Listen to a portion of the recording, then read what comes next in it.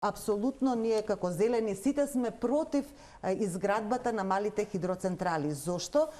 Точно е дека водата е обновлив извор на енергија, но се покажа дека штетите што се како последица на изградбата на малите хидроцентрали по однос на биодиверзитетот, по однос на недостаток на вода, по однос на опасности од ерозија, од поплави, се поголеми отколку што имаме бенефит од малите хидроцентрали. Да. Од прилика доколку не би работеле тие мали хидроцентрали, загубата би била околу 11 милиони евра како увоз за струја од тие 4-5% колку што тие произведуваат, но од друга страна, што е за мене клучен момент, е субвенциите што ги даваме за овие мали хидроцентрали. Кои што се пак 13 милиони евра.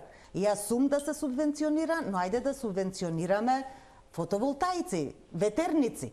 Истовремено би рекла дека треба да се побара и одговорност од институциите кои ги издавале тие дозволи за концесии. Ако било предвидено, а било предвидено со години и децении, дека Шар планина ќе стане национален парк, дека има биодиверзитет кој треба да биде заштитен и така натаму сите оние услови за национален парк, како е дојдено до тоа да така лесно се издаваат дозволи за концесии за мали хидроцентрали и дополнително, ако ова се потврди, јас знам дека Инспекторатот за животна средина беше на увид во врска и со овие мали хидроцентрали и во контекст на водоснабдувањето на Тетово, мислам дека таму веќе има некоја постапка во тек. Значи некој мора да сноси одговорност за сето она што е испорачано. И ние гледаме и сите како граѓани се иритираме од тоа дека нешто е во ингеренција на локалната власт, нешто е на централната.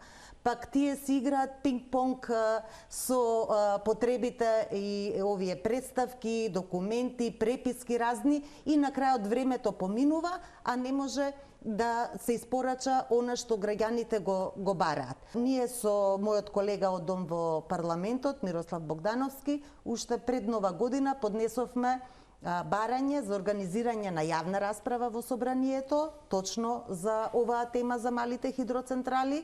Овој месец јавната расправа ќе биде организирана и секако ќе бидат повикани сите засегнати страни, вклучително и локалното население и невладиниот сектор.